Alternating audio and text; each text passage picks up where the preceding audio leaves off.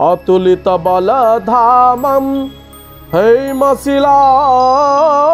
भदेहं दनुजवन कुशानुं ज्ञानिनामग्रगण्यं सकल गुण निधानं वानराणामधीशं रघुपति प्रिय भक्तं वातजातं नमामि। चिरंजीवी जे कि आपण जानिथिबे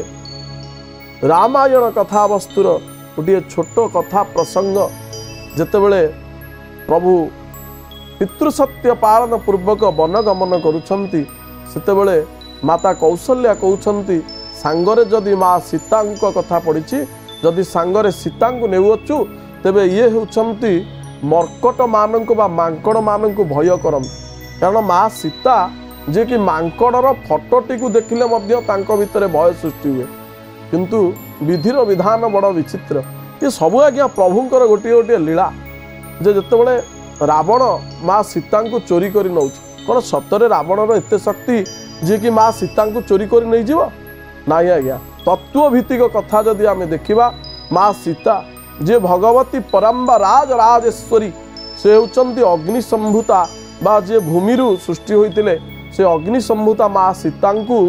गोटे जो अग्नि परीक्षा माध्यम रे राम भगवान अग्नि मध्य रखिथिले एवं जो सीता को हरण कर नहीं रावण से होचंती माया रूपी सीता से जहाँ होना कहीं रामायण कथा प्रसंग मध्य को आम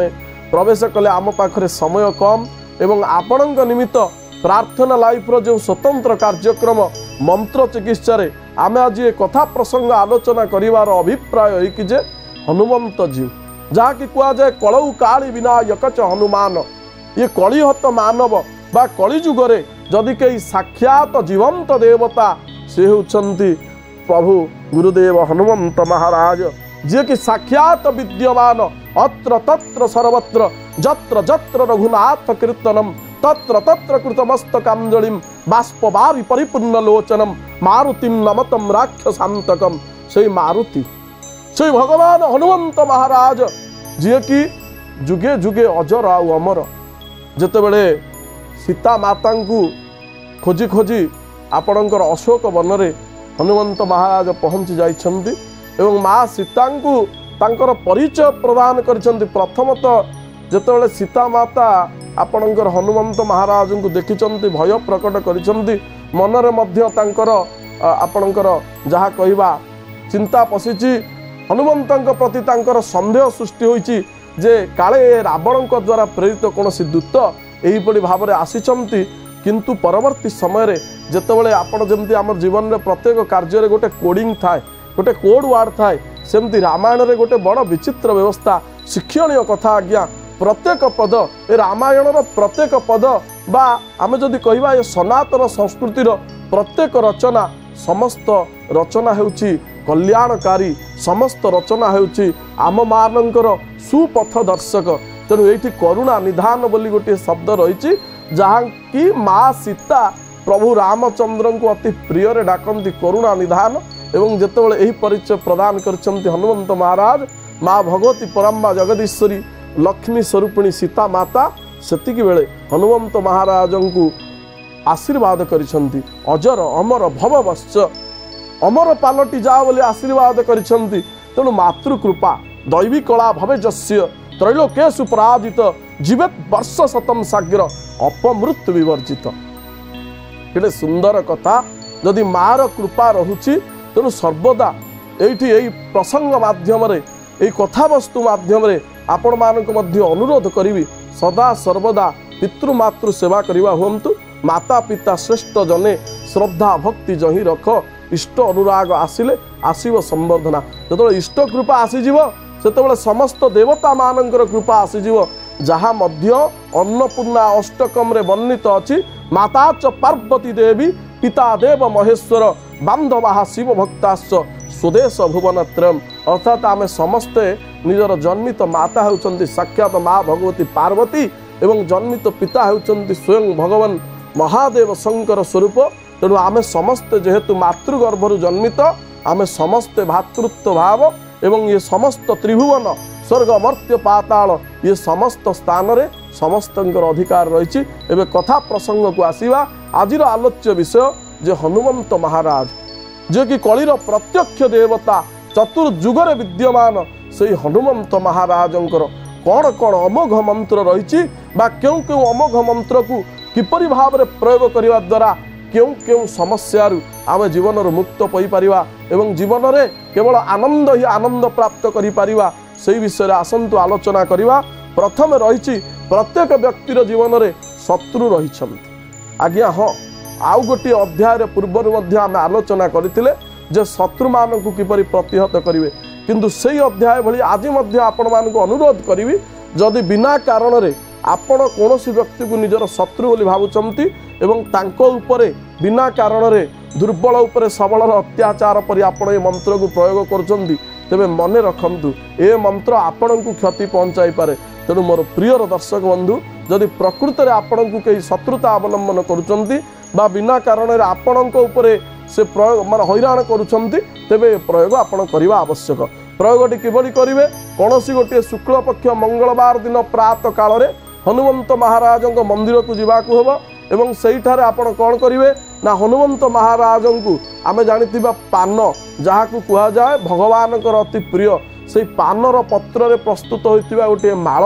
जो कि पान को कहा जाए समृद्धि प्रदानकारी आपण 108 गोटी पान रे गोटे माळ प्रस्तुत करी हनुमंत महाराज मंदिर रे हनुमानंकर गलारे गोटे माळ स्वरूप ताकू प्रदान करवा हेबे एवं प्रदान कर सारिबा परे महाप्रभु सम्मुख रे बसी गोटे लाल रंगर आसन रे जो मंत्रटी एवं कही रखुची मंत्रटी को लेखि रखंतु रुद्राक्षर माला द्वारा 108 थर जप करिवे एवं ए कार्य को 9 गोटी मंगलवार पर्यंत आपण को करने को पड़ो एवं आपण देखिए जीवन में शत्रु रहित होई समस्त शत्रु मान मध्य मित्रता अवलंबन करने को पछेबे नाही। एवं मंत्रटी लेखि रखंतु ओं पूर्व कपि मुखाय पंचमुख हनुमते टंग टंग टंग टंग सकल शत्रु संहारणाय स्वाहा। मंत्रटी को आउ थे लिखि रखंतु ओम पूर्व कपि मुखाय पंचमुख हनुमते टंग टंग टंग टंग सकल शत्रु संहारणाय स्वाहा। एक अमोघकारी मंत्र मंत्रटी को जो भली भाव में आम कहले से भली भाव में भक्तिर सहित महाप्रभु को निकट में समर्पण भाव नहीं आपण को जप करने को पड़ो। प्रिय दर्शक बंधु 9टी मंगलवार पर्यंत ये मंत्र को जप करने परे आपण देखिए आपण जीवन शत्रु रहित हो। एबे आसंतु जानिबा जे जदि आपणकर गुप्त शत्रु रहउछंती जे शत्रु मान को आपण जानी पारु नाहंती एवं शत्रु मान द्वारा आपण जीवन में कष्ट आसुची रिष्ट आसुची दुख आसुची दुर्दशा आसुची तेबे से क्षेत्र में क्यों मंत्र को प्रयोग करिवे समान भाव में प्रयोग करिवे जेपरि आमे कहले पूर्व प्रयोग से भाव में प्रयोग करिवे केवल मात्र से मंत्र जगार ये मंत्र को आपण प्रयोग करिवे एवं 9 गोटी मंगलवार मध्य अनुरूप आपण प्रयोग करि परिवे। मंत्रटी लेखि रखंतु ओं नमो हनुमते रुद्रावताराय पंचवदनाय पूर्वमुखे सकल शत्रु संहारकाय रामदूताय स्वाहा। मंत्रटी को आउ थे मध्य कही रखुची मंत्रटी को लेखि रखंतु ओं नमो हनुमते रुद्रावताराय पंचवदनाय पूर्वमुखे सकल शत्रु संहारकाय रामदूताय स्वाहा। ये मंत्र को जिते आप प्रयोग करुछंती बारंबार कही रखुची मने रखिए मोर प्रिय दर्शक बंधु केबे हेले कौनसी व्यक्ति जे कि आपणकर क्षति पहुंचाई नांती अकारण जदि तांको प्रति आपणक मन मध्यरे कौनसी राग द्वेष भाव रही ये मंत्र प्रयोग करिवे नाही। जदि आपण एभली भाव में प्रयोग करुछंती तेबे तार समस्त फलाफल द्विगुणित होई आपणक ऊपर पड़िथाय दुई गुण भाव में आपण को तार प्रभाव भोगिया पड़ता है। तेणु याकू ध्यान देवा हेबे। एबे आमे जानिबा जदि आपणक परिवार रे सुख शांति हजि जाइछि परिवार रे अनेक समय रे किछि भल कथा चालुथिबा समय रे हठात द्वंद्व हठात कलिगोल सृष्टि होउछि एवं कहा सहित कहार परिवार सदस्य मानक मध्य रे उत्तम बुझामणा रहु नाही। गोटे कथा आमे एठी चिंता करिबा आपणक ग्राम रे प्रत्येक व्यक्ति ग्राम रे आपण देखिए महादेव भगवान को मंदिर रही शिखिबार जिनिस अच्छे आज्ञा महादेव मंदिर रे आपण देखिए जो प्रत्येक जीव अन्य गोटे जीवर खाद्य और खादक भाव रही किंतु परिवार टिकेटे श्रृंखलित भाव परिवार टिकेटे परिवार टिकेटे उत्तम भाव में परिचालित होउछि। जथा आपण जदि देखिबे प्रथमे शंकर भगवान कथा आलोचना को जदि निया जाए शंकर भगवान वाहन होउछंती नंदी महाराज एवं शंकर भगवान गलार रही बासुकी कंठभूषण कंठर आभूषण स्वरूप नाग बासुकी सर्प रही एवं आमे जदि एपटे देखिबा आपणकर माँ भगवती पार्वती वाहन जहाँकि रही नमो नगेन्द्र नंदिनी नमो मृगेन्द्र वाहिनी मृगेन्द्र वाहिनी कहले मृग मानकर इंद्र बा सिंह वाहिनी भगवती होउछंती आपणकर माँ पार्वती। तेणु सिंह जी कि तांकर खाद्य होउछंती किए ना नंदी महाराज एवं एपटे आमे जदि देखिबा गणेश भगवान जहाँकर वाहन होउछंती मूषिक महाराज एवं सी होउछंती बासुकी नागंकर खाद्य स्वरूप एवं आउ गोटे कथा जदि अनुध्यान को नेवा तेबे आपणकर मयूर बरवाहन मयूर होउछंती कार्तिकेय महाभाग जे कि आपणकर शंकर भगवानकर पुत्र स्वरूप सेनापति कार्तिकेय तांकर वाहन होउछंती आपणकर मयूर एवं मयूर सर्प को भक्षण करंती। केडा विचित्र व्यवस्था किंतु ये समस्त विचित्र व्यवस्था मध्य समस्त जीव माने बा समस्त परिवार वर्ग एकत्रित होई पूजा पाती जहाँ आमे प्रत्येक गृह रे प्रत्येक ग्राम रे प्रत्येक स्थान रे शिव सपरिवार को पूजा करि थाए।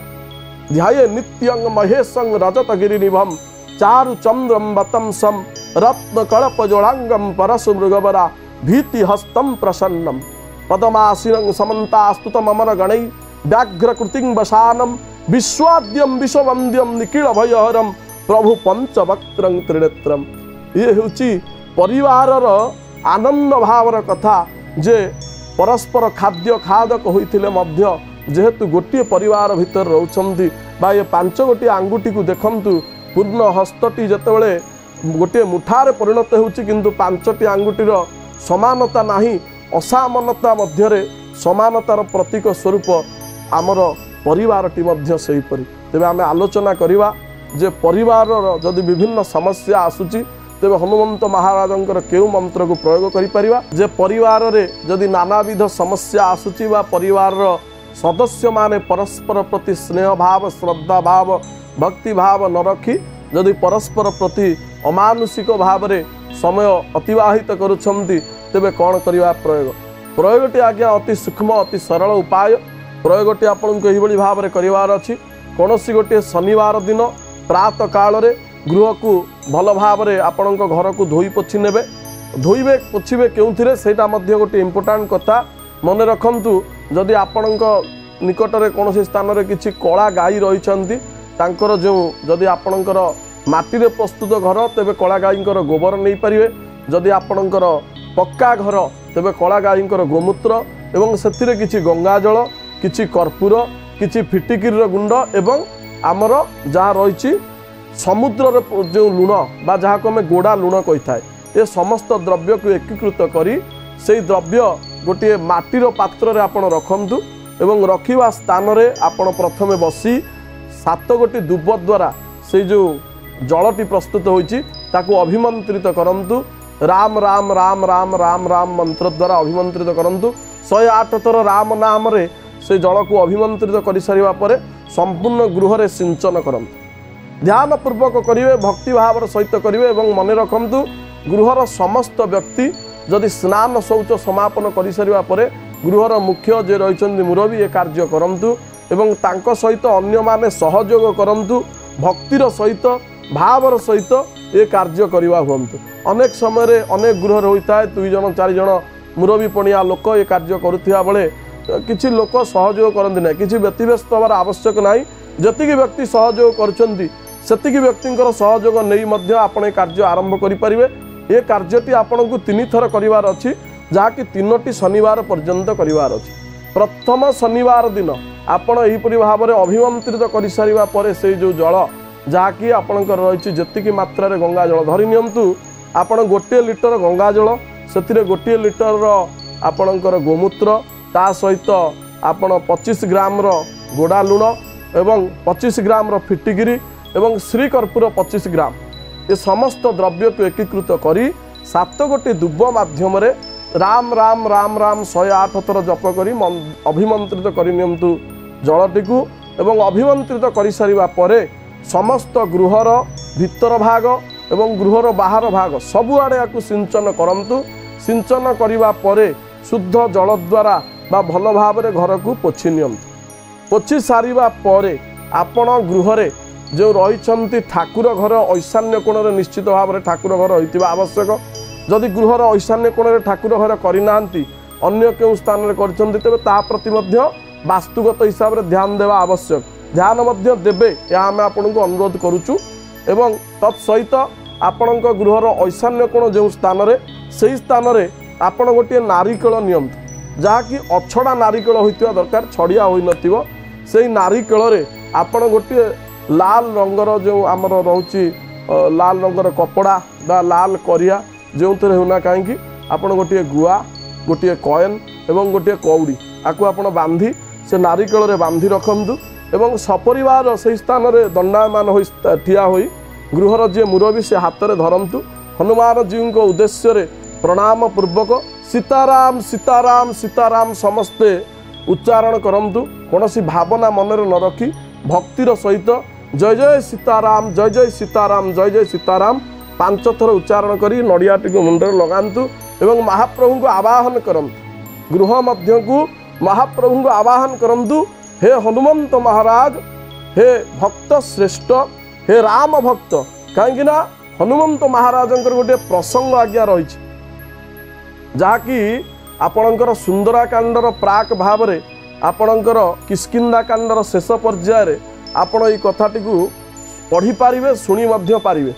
जे जेतेबेले दक्षिण दिग को समस्त सैन्य माने जाइछन्ति माँ सीता को खोजा उद्देश्य रे कौन होइछि ना आपणकर से स्थान रे जे रहिछन्ति हनुमंत महाराज अंगदादि नल नील समस्त वीर मान रहिछन्ति तांको सहित भल्लुक राज जाम्बवान मध्य रहिछन्ति। जेतेबेले संपादी द्वारा अनुक्षण करिछन्ति संपादी जे कि आपणकर जने गुध्र से अनुक्षण करिछन्ति जे गोटे सुवर्ण नगरी एई दिगरे आमको देखा जाउछि जहाँकि एई स्थान 100 योजन हेबे। तेणु सेठी को जीव किए समस्त बानर मानक मध्य चली आग पछ सी जापर ये जापरनी शेष आपणकर जाम्बवान हनुमान जीव को स्मरण कराई कहीं आज्ञा हनुमान जीव को बाल्य काल गोटे अभिशाप जहाँकि गोटे आशीर्वाद परिणत होता बोली कहले अत्युक्ति हेब नाही। चौकी महामुनि साप दियो तब चौकी महामुनि तांको अभिशाप देइथिले जे तुमर जो कथा गुड़िक जो बल गारिमा से सब तुमर आ स्मरण हेब नाही। किंतु आवश्यक समय रे महाप्रभु को कार्य पाई जेतेबेले किए स्मरण कराई देबे सेतेबेले आपणकर ये कथा सब मने पड़ जिवो। अर्थात यही समय रे कौन होइछि ना आपणकर जाम्बवान महाप्रभु हनुमान जीवकर स्मरण कराई दैछन्ति जे राम काज लागि तब अवतारा सुनत भय पर्वताकार। तेणु आपण को ये कथा कहिवार तात्पर्य जेतेबेले नारिकेलटी आपण धरुचन्ति ईशान्य कोण पाखरे कहीं ईशान्य कोण कहगला ईशान्य कोण हूँ देवता स्थान ईशान्य कोण हूँ आपण गृह को जहाँ सकारात्मक शक्तिर प्रवेश करिवार स्थान। तेणु से स्थान रे नारिकेलटी को धरी प्रथमे आपण को उच्चारण करिवार अछि कौन सो काज कठिन जग माही जो तुम सो तात हो तन पाई। तेबे किपरि भाव रे आपण उच्चारण करिवे एवं केउ परि भाव रे प्रयोग करिवे तेबे आमे आलोचना करुथिले जे किपरि भाव रे नारिकेलटी रे आपण गोटे लाल कपड़ा रे कौड़ीटीए आपणकर जदि भी आपण को गोमती चक्रटीए मिलुछि तेबे आ मध्य अति उत्तम एवं गोटे कॉइन गोटे आपणकर गुआटीए ये समस्त द्रव्य को बांधी से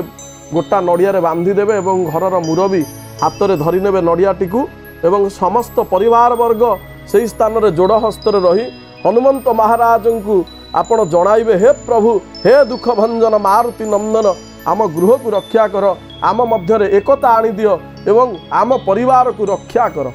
सेतेबेले यही मंत्रटी को यही दोहाटी को पाठ करी हनुमंत महाराज को प्रथमतः आपण को जागृत करने को पड़ो हनुमंत महाराज को आवाहन करने को पड़ो। कवन सो काज कठिन जग माही,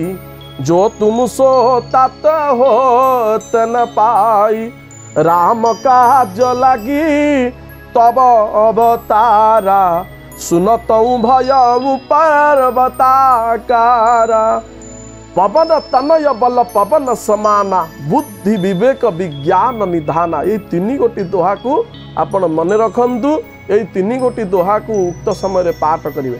प्रथम आपण पाठ करिवे पवन तनय बल पवन समाना, बुद्धि विवेक विज्ञान निधाना। कवन सो काज कठिन जग माही, जो तुम सो तात होत न पाई। राम काज लगी तब अवतारा, सुनतऊ भय पर्वताकारा। ये तीन गोटी तब को पाठ करने पर तीन गोटी दोहा को पाठ करने पर उक्त नारिकेलटी को आपण हाथ में धरी समस्त गृह को परिक्रमा कर सारिबा परे गृहर प्रवेश द्वार सम्मुख भाग में गोटे सिक्का द्वारा आम देखि आपणकर जितेबाला रही था आपणकर बैशाख मसरे आम गोटे सिक्का द्वारा जल आमर तुलसी वृक्ष दे थाए एवं आमर जितेबाला जाऊँच काउड़ी भार नहीं से सिक्का थाए। तेणु से सिक्का द्वारा आपण से नारिकेलटी को गृहर प्रवेश द्वार सम्मुख भाग में टांगी देवे एवं तार परे जो दोहाटी को एवं आपण को कहबी से दोहाटा को उक्त दिन ठारू 27 दिन पर्यंत गृह रे प्रत्यह 108 थर लेखा आपण रुद्राक्षर मालारे गृहर मुरबी जदि न करि पारछंती तेबे गृह रे जो व्यक्ति कार्य करिवे से व्यक्ति को ब्रह्मचर्य व्रत पालन पूर्वक अर्थात आपणकर शुद्ध शाकाहार भोजन एवं मिथ्या कथोपकथन बा जहाँ रही ब्रह्मचर्य व्रतर नियम भितर से समस्त पालन पूर्वक आपण को ये मंत्रटी को जप करने को पड़ो। जदि जप समय रे परिवार कौन व्यक्ति बा परिवार रे आपण आमिष ग्रहण करुचंती तेबे यह मध्य सही ठारू पुनर्बार आपण को प्रारंभ करने को पड़ो। पुणी 27 दिन पर्यंत करने को पड़ो। तेणु भूल रे भी 27 दिन पर्यंत आमिष ग्रहण करिवे ना। एबे लिखि रखंतु मंत्रटी को। मंत्रटी होची ओं नमो हनुमते रुद्रावताराय, भक्तजन मन कल्पना कल्पद्रुमाय, दुष्ट मनरथ स्तंभनाय, प्रभंजन प्राण प्रियाय, महाबल पराक्रमाय, महाविपत्ति निवारणाय, पुत्र पौत्र धन धान्यादि विभिन्न संपद प्रदाय, श्री रामदूताय स्वाहा। ये मंत्रटी को यहीपरि भाव में प्रयोग कर देखंतु। निश्चित भाव में मोर प्रिय दर्शक बंधु माने आपणक जीवन में आनंद आसीबो, परिवार रे सुख शांति बजाय हेबो। किंतु आज समय हो जाइछि कार्यक्रम के इठारे समाप्त करिवा पई। पुणी एक अध्याय रे पुणी किछि नूतन कथावस्तु सहित आपणक सम्मुख रे आनी उपस्थापन करिवि प्रार्थना लाइफ रो स्वतंत्र कार्यक्रम जहाँ आपण मानक निमित्त मंत्र चिकित्सा। नमस्कार, जय श्री जगन्नाथ।